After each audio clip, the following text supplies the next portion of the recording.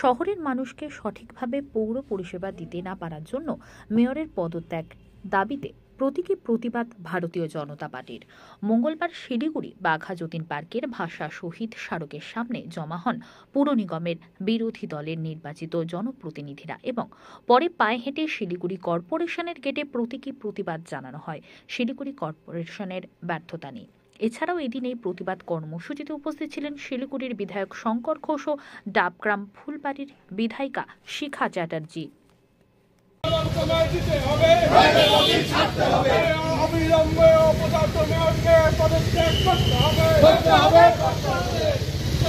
মাননীয় মেয়র সাহেব একা এই কর্পোরেশন চালান, অন্যান্য মেয়র পরিষদদেরকে ঠুটো জগন্নাথ করে রেখে উনি শুধুমাত্র তার তলবি বাহক মেয়র পরিষদদের ছাড়া আর কোনো কথা তিনি কানে নেন না।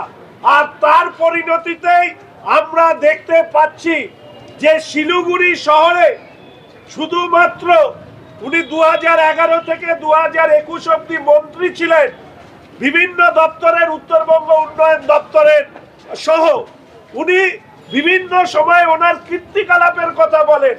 আমরা মাননীয় মেয়র সাহেবের কাছে অনুরোধ রাখতে চাই বা উত্তর চাই, 2011 থেকে 21 ছিলেন, পরবর্তীকালে আপনি বোর্ড অফ অ্যাডমিনিস্ট্রেটরের চেয়ারম্যান ছিলেন, তারপরে আপনি মেয়র হয়েছেন। আজ পর্যন্ত শিলিগুড়ি শহরের পানীয় জলের সংকট মিটল না কেন?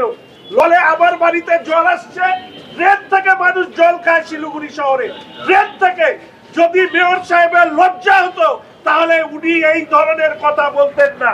এর আগে আমরা শুনেছিলাম ফ্রান্সের মহারানী বলেছিলেন এর জন্য মানুষ আছে আন্দোলন করছে কেন, ওরা কেক খেতে পারে না?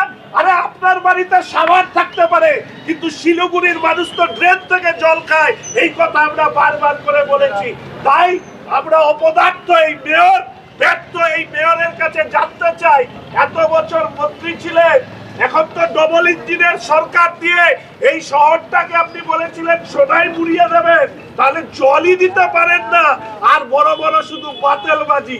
তো বিক্ষোভ কর্মসূচি ব্যর্থ, অপদার্থ গৌতম দেবের পদত্যাগের দাবিতে শিলিগুড়ি শহরের পরিষেবা দিতে তিনি ব্যর্থ হয়েছেন।